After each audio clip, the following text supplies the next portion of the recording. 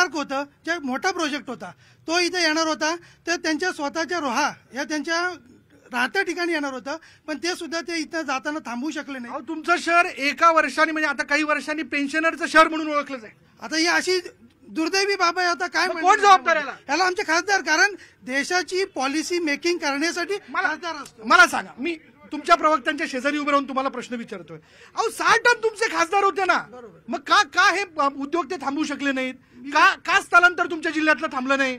मी काय म्हणतो, 6 टर्म त्यांनी केलेल्या कामाचीच पोचपावती होती म्हणून 6 वेळा ते निवडून आले. ते निवडून काय देत होती जनता? रायगडची जनता ही सुज्ञ आहे. तर त्यांनी मागच्या वेळी केलेली चूक ही सुधारतील आणि यावेळी पुन्हा एकदा गीते साहेबांना विजयी करतील. बरं ठीक आहे, चला ठीक आहे. त्यांनी केलं नाही, तुम्ही का केलं नाही? मुळामध्ये पहिली एक गोष्ट लक्षात घ्या, खोटं बोलायचं आणि रेटून बोलायचं.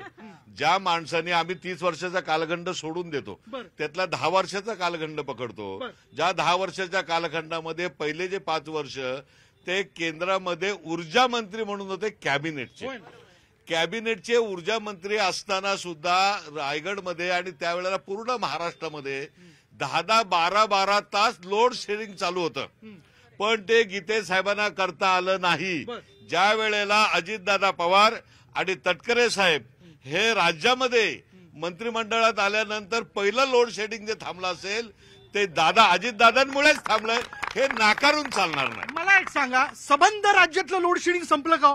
लोड शेअरिंग कमी करण्याचा जो मुद्दा होता, लोड शेअरिंग संपलेला नाही.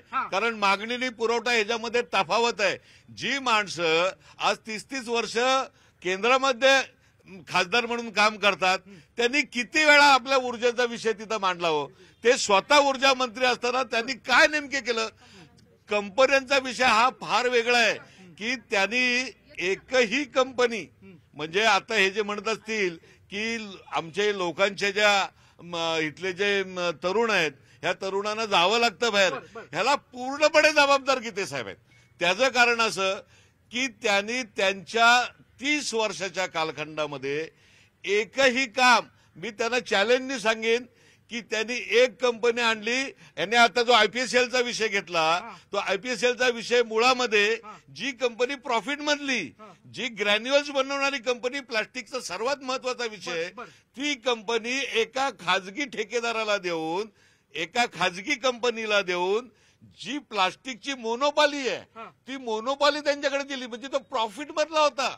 गव्हर्नमेंटचा प्रॉफिट मधला बिझनेस त्यांनी खाजगी कंपनीकडे दिला. प्रश्न काय थेट विचारा? आमचा थेट प्रश्न आहे, ते निष्क्रिय आहेत. त्यांनी 6 वर्षात एकही रुपयाचं काम केलेलं नाही. सर्वात महत्वाचा मुद्दा आमचं सांगतो, ह्या महाडचं, ज्या महाडमध्ये ज्या आपल्या रायगड सारखी, चौदार तळ्यासारखी ज्या जगात मान्य असलेल्या इथले आमचे जे आदर्श आहेत, त्यामध्ये सर्वात महत्वाचा विषय की रेल्वे. आम्ही साहेबांच्या मागे लागलो त्यावेळेला ही लोक त्यांच्याबरोबर नव्हती, आम्ही त्यांच्याबरोबर होतो. मी स्वतः त्यांच्या मागे लागून किमान 10 वेळा त्यांना सांगितलं की आम्हाला महाडला येण्यासाठी जो वीर रेल्वे स्टेशन आहे, तो वीर रेल्वे स्टेशनचं फक्त नाव बदला, त्याला महाड रोड नाव द्या. ते महाड रोड नाव दिलं असतं तर आम्हाला रिझर्वेशन आलं असतं. आम्हाला इथं ज्या लांब पल्ल्याच्या गाड्या आहेत, त्या लांब पल्ल्याच्या गाड्या इथं थांबल्या असत्या. त्यावेळेला मी गीते साहेबांना इथं कोलाडला आले होते, आपल्या इंदापूरच्या तिथं स्टेशनचं एक्सपान्शन होतं. त्यावेळेला गीते साहेबांना म्हटलं, केंद्रीय मंत्री इथं आले होते, त्यांना मी म्हटलं की आमची ही मागणी द्या. मी तुम्हाला नाव घेऊन सांगितलं, त्यावेळेला ॲडव्होकेट भिसे माझ्या बरोबर होते. आम्ही महाडमधली सगळी इथं व्यापारासाठी आलेली राजस्थानमधली मंडळी आहेत, मारवाडी समाजाची मंडळी आहेत, पटेल समाजाची मंडळी आहेत, ह्या सगळ्यांना घेऊन गेलो. ते मला म्हटले, नितीन ह्यांना घेऊन ते दिल्लीला आहे. अहो, दिल्लीला जर आम्ही यायचं तर तुम्हाला दिल्लीला का पाठवलं? बरं ठीक आहे, तुमचा मुद्दा लक्षात आला. इतरही मंडळींना आपण बोलण्याची संधी देऊ. येऊया. एक मिनिट, हे जरा 2 मिनिट. माझा मुद्दा असा आहे, माझा मुद्दा असा आहे, जरा ऐका ना, मी बोलतो ना, ऐका. महत्वाचा विषय आहे महाडकरांचा जिव्हाळ्याचा प्रश्न. परवा आणि बघा, जे गीते साहेब हसले महाडकरांवर फॉर्म भरल्यानंतर. एका तुमच्या पुढे यांनी विचारलं की तुम्ही पुरामध्ये काम नाही केलं, ते हसले 2 जण. तो जयंत पाटील तो सांगतो राहा, तो माणूस हसलेल्या माणसाला हा महाडकर कधी माफ करणार नाही. ज्या रात्री 2 वाजता आम्ही घराला बघत होतो तेव्हा आमचं पाणी चढत होतं आणि हा माणूस फदावता हसतोय. याला महाडकर कधी माफ करणार नाही. 7 तारखेला आणि येणाऱ्या निकालामध्ये त्याला महाडची आमची सखुबाई त्याला रडवेल, कारण त्याने आम्हाला हसून साथ दिलेला आहे की महाडकर हसतोय. अरे तू खासदार आहेस, महाडकर दिलेले आहेत. अरे तू महाडकर एवढं पाणी असताना लोक मुलं बुडली असतील, एका शब्द न्याय मदत केली, करू नकोस पण हसतोयस. अरे तुझ्यासारख्या माणसाने, जबाबदारी माणसाने दात काढणे आणि त्याच्याबद्दल शकापक्षाचा तो जयंत पाटील, त्याचा जन्म कधी महाड शहरामध्ये एक पण नगरसेवक दिला नाही, तो पण हसतोय महाडकरांवर. हा महत्वाचा प्रश्न आहे, जेवणाचा प्रश्न आहे. म्हणून मी येतो. हा मी येतो. मी काय म्हणतो, निष्क्रिय आपण एकमेकाचा आदर राखूया. अरे करे नको. हा. निष्क्रिय खासदार म्हणून त्यांचा उल्लेख होतोय, त्याबद्दल मी बोलत नाही. पण सक्रिय खासदार जे आहेत त्यांनी या एमआयडीसी मध्ये ज्या कंपन्या आणलेल्या आहेत, असं लोक जर म्हणत असतील त्या एमआयडीसी कंपन्यामध्ये आमच्या स्थानिक लोकांना किती रोजगार मिळाला हे आम्हाला दाखवून द्यावं. आज आमची मुलं सुशिक्षित आहे, बेरोजगारी आहेत, त्यांना मुंबई सुरत पर्यंत जावं लागतं. आणि जर आमचे खासदार जर म्हणत असतील निष्क्रिय खासदार आहेत, तर सक्रिय खासदारांनी नेमकं केलं काय, हा महत्वाचा मुद्दा आहे. तुमचं काय म्हणणं आहे? यांना 6 टर्म करता आला नाही, त्यांना 5 टर्मही करता, त्यांना 1 टर्म करता आला नाही. तुम्ही निष्क्रिय ठरवलात ना, मग आता ते सक्रिय का निष्क्रिय होतील ते बघतील. पण तुम्ही सक्रिय आहात ना, तुम्ही काय केलं ते आम्हाला दाखवा ना. ठीक आहे. हा बोला.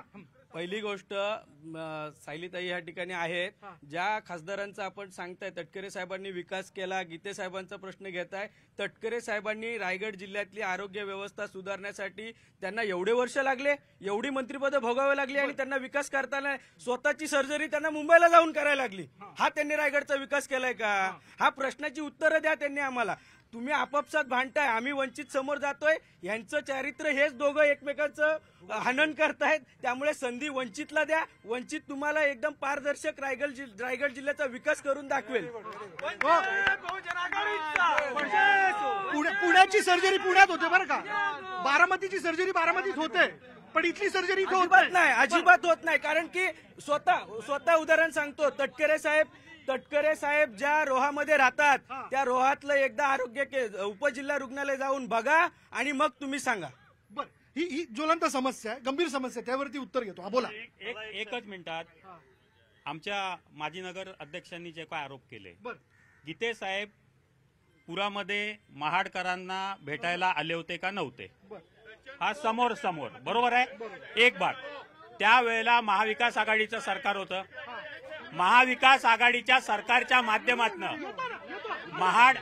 महाडकरांना पुरामध्ये एनडीआरएफच्या निकषाच्या तिप्पट जाऊन मदत केली, अशी भाषणं त्या वेळच्या मंत्री आदित्यताई तटकरे, खासदार सुनील तटकरे यांनी जाहीरपणे केले. उद्धव साहेबांनी एनडीआरएफचे निकष बदलत एनडीआरएफच्या निकषाच्या तिप्पट निधी दिला, म्हणून महाडकरांना त्यावेळेला या पुराच्या समस्येमधनं बाहेर येण्यासाठी मदत झाली. या वेळेला प्रत्येक कुटुंबाला 10,000 रुपयाची आर्थिक मदत तातडीची, प्रत्येक कमर्शियल आस्थापना जिथे जिथे होती तिथे 50,000 रुपयाची मदत त्यावेळेला प्रत्येकाला मिळालेली आहे. आणि आमचे मित्र पावले साहेब त्यावेळेला गीते साहेबांबरोबर मार्केटमध्ये सगळीकडे फिरलेले आहेत. खरं बोलायची दानत दाखवावी की गीते साहेब आले होते का नव्हते. ठीक आहे, चला उत्तर द्या तुम्ही, द्या ना. आम्ही तुम्हाला वेळ दिला, 2-3 सहकार्याने देतो वेळ. या ठिकाणी ज्यांची सत्ता आहे, खासदार साहेब ज्या सत्तेबरोबर गेले त्यांच्यासाठी अनेक प्रश्न आहेत. या रायगड जिल्ह्यापुरता विचार करायचं झालं तर त्यांच्यासाठी अनेक प्रश्न आहेत. आज संपूर्ण रायगड आणि कोकणमध्ये ज्या विषारी कंपन्या येत आहेत, जे रासायनिक घातक, अत्यंत असं कोकणाला वरदान यांनी ठरवून दिलेलं आहे, असे घातक कारखाने या ठिकाणी येत आहेत. त्या घातक कारखान्यांमध्ये कित्येक वेळेला स्फोट झाले, महाड एमआयडीसी मध्ये झाले, संपूर्ण कोकणामध्ये झाले. पण त्याच्यावरती कायमस्वरूपी उपाययोजना काय करता येईल याच्याविषयी खासदारांना काही कुठं मत आपलं व्यक्त करायला स्थानिक लोकांच्या प्रश्नांमधून किंवा स्थानिक राजकारणामधून त्यांना वेळ मिळाला. मला सांगा तीच देशमुख साहेब, परिस्थिती, देशमुख तीच साहेब, परिस्थिती. हे उद्योग केव्हा आले? हे उद्योग कोणाच्या कारकिर्दीत आले इथे? हे उद्योग जरी आलेले असले तरी साहेब सातत्याने या ठिकाणी नवीन नवीन कंपन्या येत आहेत. हो, मागच्या वेळेला खासदार साहेब खासदार नसताना त्यांनी जाहीर केलं होतं त्यातलं की काही याच्या कंपन्या पुढे त्यांच्या कारकिर्दीत याच्या पुढे स्टेट गव्हर्नमेंटच्या वतीने त्यांनी सांगितलं होतं की याच्या पुढे कोकणात कुठल्याही पद्धतीचे रासायनिक कारखाने येणार नाहीत. मग कोणाचं पाप येते? पण हे जर पाप ते त्याच सरकारमध्ये पूर्वी होते, आता ज्यांच्या बरोबर गेले त्यांच्या बरोबर तरी त्या चुकीची दुरुस्ती करायला पाहिजे. दुसरा ज्वलंत प्रश्न मित्रांनो, मला आज खंत ह्याची वाटते किंवा गंमत ह्याची वाटते की कालपर्यंत गीते साहेबांना 6 वेळा खासदार म्हणून तुम्ही त्यांचे झेंडे खांद्यावरती घेतलेत. राजकीय समीकरण बदलल्यानंतर तुम्ही आज त्यांच्या विरुद्ध वाटेल ते अपशब्द बोलायला लागलात. हरकत नाही, परंतु माझा मुद्दा आहे छत्रपती शिवाजी महाराजांच्या रायगड किल्ला ही तुमची आणि आमची अस्मिता आहे. ज्या छत्रपती शिवाजी महाराजांची अस्मिता आमचा किल्ला रायगड म्हणून आहे, त्या रायगड किल्ल्याकडे जाणारा रस्ता हा केंद्र सरकारने त्या ठिकाणी राष्ट्रीय महामार्ग जाहीर केला. आज तिथं जायला जागा नाहीये साहेब. पावसाळ्यात तोंडावर आला. खासदार साहेबांना स्थानिक राजकारणातून त्या प्रश्नाकडे बघायला वेळ मिळत नाही. रायगड प्राधिकरणाच्या माध्यमातून करोडो रुपये रायगडला खर्च झाले. तुम्ही आणि आम्ही आरोप करणारे तेच आहोत. फक्त प्रत्यक्षात चुना लावला, पण केंद्र सरकारच्या ताब्यात असलेल्या रायगडकडे पाहायला आज खासदार साहेबांना वेळ नाही. ठीक आहे. येतो या मुद्द्यानंतर, यांच्या मुद्द्यानंतर तुमच्याकडे येतोय. आज या ठिकाणी विकासाच्या मुद्द्यावर बोलायचं असेल तर मी असं म्हणेन की गेले 5 वर्ष तटकरे साहेब खासदार होते, त्यांची मुलगी पालकमंत्री होती, त्यांचा मुलगा आमदार होता. सर्व रायगड जिल्ह्याची जी काही यंत्रणा होती ती त्यांच्या कुटुंबाकडे होती. असं असताना आज महाड सारख्या शहराला एक दिवस अडकून पाणी पुरवठा होतो. कुठल्याही प्रकारची नवीन धरणं झाली नाही, शिक्षण संस्था झाली नाही, वैद्यकीय झालं नाही, सर्वच प्रश्न निर्माण झालेले आहेत. तर हे प्रश्न का निर्माण झाले, त्यांनी का लक्ष दिले नाहीत, हा आमचा मुद्दा आहे. तुमचा प्रश्न प्रश्न आहे.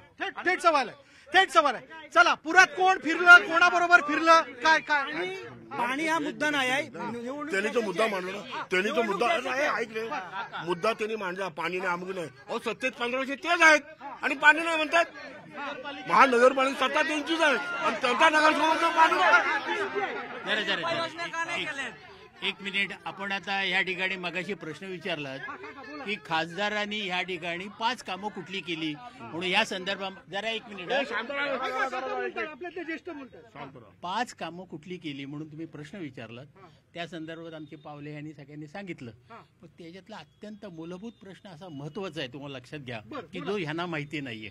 मी परवाच्या दिवशी तुमच्या तुडीलच्या सभेमध्ये ते स्वतः खासदार तटकरे साहेबांच्या तोंडात ऐकलं आणि मला पल्लवकरांनी सांगितलं. मुळामध्ये गीते साहेब ही 9व्या वेळाला ही निवडणूक लढवत आहेत.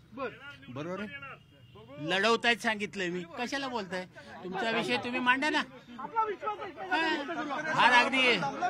तर ह्या ठिकाणी रायगड जिल्ह्यामध्ये कामं आणली. त्याच्यामध्ये महत्वाचं काम म्हणजे जे हॉस्पिटलच्या बाबतीमध्ये इथे कोण काही बोललं, युनानी हॉस्पिटल जे महाराष्ट्रामध्ये मंजूर झालं होतं, जे अल्पसंख्याक मुस्लिम समाजासाठी आहे, की ज्याच्यामध्ये 200 कॉटचं हॉस्पिटल आहे, त्या हॉस्पिटल ह्या महाड रायगड जिल्ह्यामधली मुस्लिम समाज ठराविक जण सगळे मातब्बर खासदारांकडे जाऊन त्यांनी विनंती केली आणि ते दुसरीकडे जात होतं. ते त्या ठिकाणी मसायामध्ये म्हणजे रायगड जिल्ह्यामध्ये आणलं आणि त्या मुस्लिम समाजाच्या विद्यार्थ्यांना त्या ठिकाणी शिक्षण मिळालं. ह्याच्यापेक्षा महत्वाचं काम आणखीन करायला काय पाहिजे? दुसरं निधीच्या नाही काका, बेसिक प्रश्न बघा. आरोग्य व्यवस्था मूलभूत प्रश्न आहे की नाही? तुमच्याकडच्या रुग्णांना बाहेर जावं लागतं उपचारासाठी, इथं उपचार होत नाही. नवीन काम केल्याच्या संदर्भात विकासाचं काम युनानी आणि ते सुद्धा मुस्लिम समाजाच्या मुलांना उर्दू भाषेमध्ये असणार. दुसरं साहेब सांगतो जरा, या नगरपालिकेला पाणी पुरवठ्याच्या संदर्भामध्ये आता सांगितलं, ह्या नगरपालिकेला 150 वर्ष पूर्ण झाली. काम करणारे इथे नगरसेवक बरेच आहेत, नगराध्यक्ष आहेत, या ठिकाणी उपनगराध्यक्ष आहेत.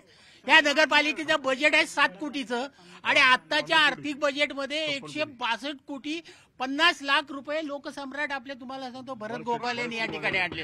हे पैसे विकासाचेच आहेत ना. इथे असणाऱ्या वीरेश्वर तळ्याचं जे जागृत देवस्थान आहे त्यासाठी आणलेत आणि अख्ख्या महाड तालुक्यामध्ये जवळजवळ 2,500 कोटीचा निधी आमच्या आयुष्यात कधी निधी बघितला नाही आम्ही.